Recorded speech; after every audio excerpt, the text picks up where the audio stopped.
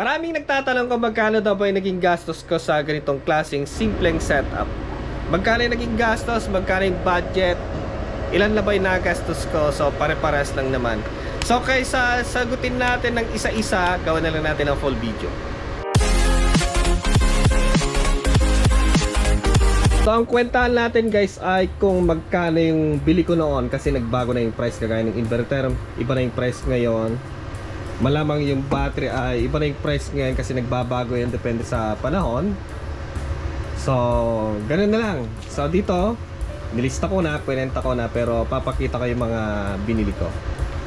Si Day hindi natin binili, wala tayong binili dyan, libre yan, tapos ito libre. Pero idadagdag natin mamaya kasi nga yung pang 12 volt default na nagastusan ko. Okay, so unahin natin dito sa inverter ni Pau MR na 12 volt 3.6 kilowatt hybrid inverter, tapos 80 ampere yung kanyang maximum MPPT charge controller kahit sa solar at AC. So pwede siyang mag-charge gamit ang AC at solar. So ang maximum na wattage niya sa solar ay hanggang 300 watts, 30 to 400 volt DC. 30 volt yung kanyang starting voltage. So yun yung isang nagustuhan ko dito. Pang ano lang, pang budget meal kasi pinakamababang klaseng battery ang pwede sa kanya. Pag 24, mas madaming battery. Pag 48, mas madami. So ang bili ko dito guys ay nasa 13,774. Noon, 2 years before, 2 years na pa itong gamit ko, o 1 year pa lang. So ngayon ang presyo na ay nasa 9,000 na lang. Kainis nga eh. Ayan, so napakamahal noon, ngayon ay mura na. Yung 24 volt noon na ganyan ay nasa after 1 year ay bumaba ng presyo. So isang kaibigan ko dito nakabili ng 11,000 24 volt. Yun nga lang, medyo maanghang sa battery kasi nga dalawang 12 volt yung gagamitin mo. Tapos dito naman sa solar setup ay 2 bats. Kasi yung unang binili ko ay 4 lang.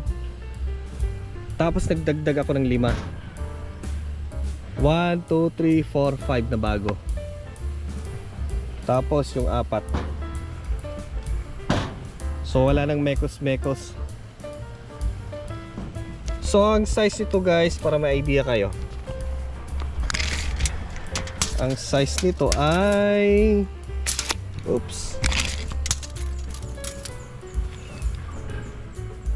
nasa 67 centimeter, 26.5 inches. Sa haba naman ay nasa 52 inches. Ayan. Oh, lakas na ng araw ulit. So ang oras ng harvest nito guys ay 7 AM. Kayang humarvest ng 400 watts hanggang alas 5. So sulit naman yung ating upgrade. So yung unang batch ay nakabili ako, ang price niya noon ay yung 200 watts guys na ano to, mono bifacial, si Jinko. Sa bili ko noon yung 4 ay nasa 3,949 times 4, 17,000. 17,272. Ang presyo niya ngayon ay bumaba, nasa 3,214 yung presyo niya ngayon. So the same seller. Nakursunadaan ko kasi yung kanya yung packing, napaka safety. Kahit na hindi ako nagbayad ng yung warranty. Ayan, hindi ako nagbayad, nalimutan ko. Pero nung dumating, my goodness, ang ganda. Ang ganda ng packing, multiple package. Walang sira. Kung tutusin guys, ang layo yung location namin, mabato, malayo. Pero safe yung item. So yung pangalawang batch ay 1, 2, 3, 4, 5 na 200 watts. The same seller, bifacial, 200 watts, 8 ampere ang isa, 24 volt yung kanyang BOC. So ang presyo niya nung binili ko na ulit, nasa 3,399 pesos. Equivalent of 18, almost parehas sila, nagbago yung price eh. 18,780. Ayan. Siguro ito ay hindi naman talaga 200 watts, kundi 150 watts lang ang isa. Kasi ang total harvest ko dito ay nasa 1,500 lang. Pero meron ako na silip doon 1,700 gamit si Day. So sulit naman. Sulit naman yung upgrade kahit paano. 2 weeks na kaming walang kuryente, walang grid. Dito lang nanggagaling lahat. So hindi sayang yung upgrade. Kahit sabihin natin na underrated siya na 200 watts. Yung L-foot, yan. Tapos doon. So bale 12 pieces lahat. Ang bili ko guys ay nasa 3,240. Wala pang delivery fee doon. Mid clamp dito 1, 2, 3, 4, 5, 6, 7, 8, 9, 10, 11, 12 lahat 1,872 pesos. End clamp 1, 2, 3, 4, 5, 6, 7, 8, 9, 10, 11, 12 lahat equivalent of 1,728. Yung railing, eto. So 1, 2, 3, 4, 5, 6. Tapos putol. Hindi kasi nila i-deliver pag 2.4 meter. So hindi pwede, puputulin. So ang benta nila per putol, so 1.2 meter times 1, 2, 3, 4, 5, 6. Tama ba? 2, 4, 6, 8, 10. So 12 pieces lahat. Ayan. So 12 pieces times 399. So 4,788 pesos. My goodness. Yun pa lang, ang laki na. So walang problema yan, basta yung ganitong klaseng hilig natin. Sabi ko na nga, mas mahal pang brief. Mas mahal pa yung ukay-ukay na sapatos. Tapos yung solar hanger, eto. Yung ano, yung hanger, eto. Yun o. So lahat yan ay naka-hang. Stainless po yan. Okay, so 1, 2, 3, 4, 5, 6. 6 na hanger ay nasa 750 pesos. Mura lang naman pala. Tapos itong 2x2 pala na tubular, dalawa yung nagamit ko na hindi ko nagkakamali, nasa 700 yata ito. 700 dito sa amin. So dalawa yung nagamit ko at nasa 1,400 plus yung diuna na tubular. So dalawa din. Hindi ko sure kung magkano yan. Siguro nasa 300 mahigit ang isa. So hindi na natin sasali yan. Hindi na natin sasali ito. Tapos yung tubular na maliit na diuna. Then dito sa MCB box, itong box na to guys ay nasa 1,000 pesos. Ang dimension niya ay nasa yan, 30 cm. Then nasa 40 cm yung taas. Tapos yung kapal niya ay nasa 20 cm. Ayan, so malaki siya guys. Kasyang kasya ang sa tatlong jumbo na Red Horse. Tapos mga pulutan dito sa taas. Ayos. Tapos itong mga circuit breaker, lagay na lang natin 2K kasi yung mga una pang binili ko dito ay nasira na. So nagpalit na ako. So nasa 2K. Tapos yung SPD ay nasa 443 pesos. So wire natin, yung pang solar, kasi nga may pinahingi sa atin si Paring Dan, hindi natin idadagdag. So yung 6mm lang na solar wire ang kukwentay natin. Ang bili ko guys ay nasa 1,360 79 pesos. Okay, so malaki-laki din ang gastos natin dito. Tapos yung wire THHN na number 12 at number 14 ay siguro nasa, tansya ko kasi nakailang palit na ako dito. So natapon na yung mga iba, then nagpalit-palit na ako. So mabot na siguro sa 3,000 pesos. Mahal kasi ang wire dito sa amin, kaya sabi ko nga ay medyo limit ako sa wire kasi napakamahal ng wire dito sa amin. So ang ginamit ko noon na pang DC wire ay yung THHN. So nagpalit na ako, pang solar wire na yung ginamit ko. Talagang grabe, pinagtiyagaan ko yung price. At siya nga pala guys, gumamit ako yung ganyan guys, oh. Hindi po yung ano, yung bus bar, yung nasa dulo ng wire, yung ganito guys, oh. Maganda palang gamitin para hindi warak-warak yung dulo ng wire pag isusuksok natin. Buo siya. Ayan, ang tawag dito ay copper crimp connector. So ang bili ko dito guys ay nasa 400 pesos. So maganda siya, kahit anong size ng wire pwede.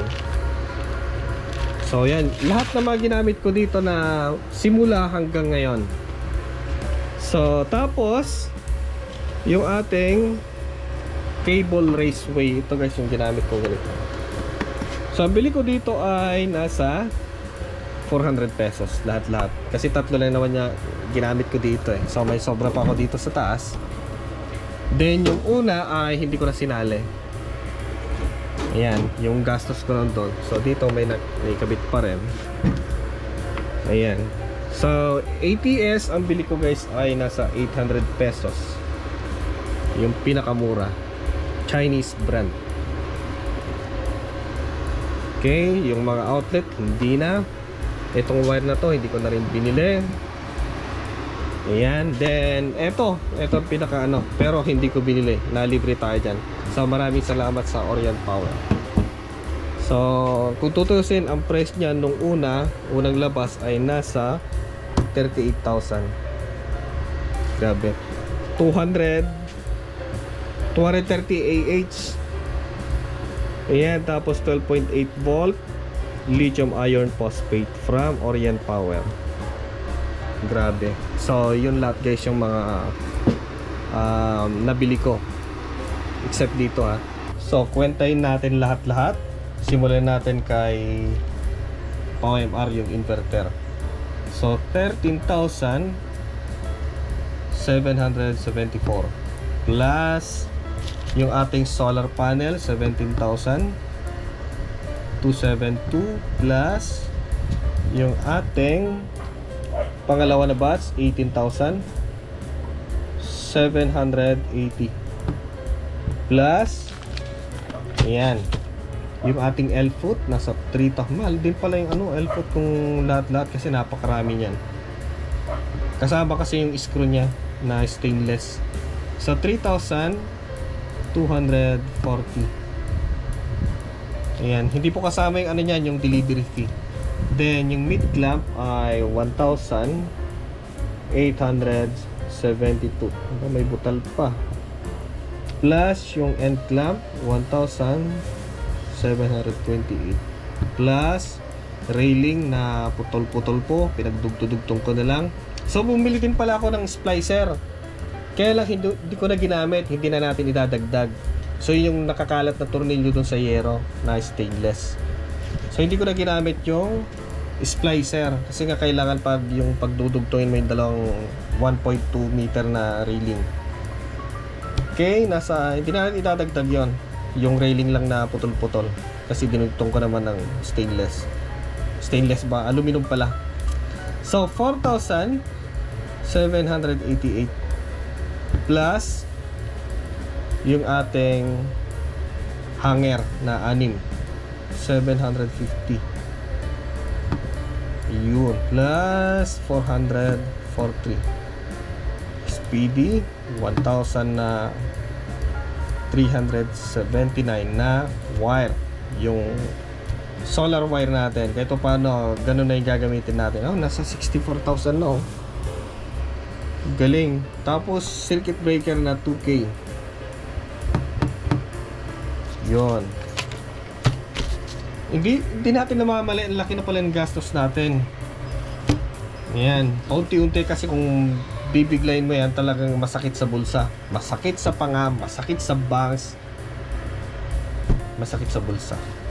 So, yung ginamit kong wire na THH and number 12 at number 14, umabot ng 3K. Tapos, yung APS, 800 pesos. Basta 800 na lang kasi hindi na dinamay yung kanyang mga butal-butal. So, copper, yung ganito guys. Ganda nito.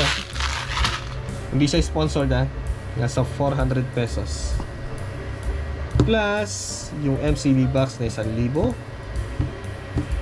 Then, yung cable raceway na sa 400 pesos. So, yan po yung gastos ko. Nasa 71,626 pesos na pala. Ilang buwan din akong nagtuyo, nagdaing, nag-noodles para lang makompleto siya guys. Pero worth it yung upgrade. May laman ba to? Ayun, fully charged. So dito ako nagcha-charge ng mga power bank. So lahat yan, china-charge niya. Eto, gusto ko mabilisan pero nakasaksak yung solar panel natin na dalawa. Tapos dyan din ako nagcha-charge. So dyan din nagcha-charge si Thunderbox, Apex at yung isa si Light. So idadagdag natin kung sakaling binili ko yung battery, si Orient Power. Dagdag na to. Plus yung price niya nung unang labas niya. Tingnan natin. Nasa 38,000. My goodness. Umabot na pala ng 109,000. Okay. So kung idadagdag natin yung mga bakal, yung 2x2 na 2x2 na tubular doon. Subukan natin. So yan yung total kung kasama yung battery. Subukan lang natin idadagdag yung dalawang 2x2 na tubular. So 1,400 plus, kung di ako nagkakamali, na sa 300 pesos na lang yung isang tubular na 1x1 di uno. So dalawa, so 600 kamo nila. 600 la 111,626 pesos. Grabe. So yan guys, lahat kung sakasakaling buo na.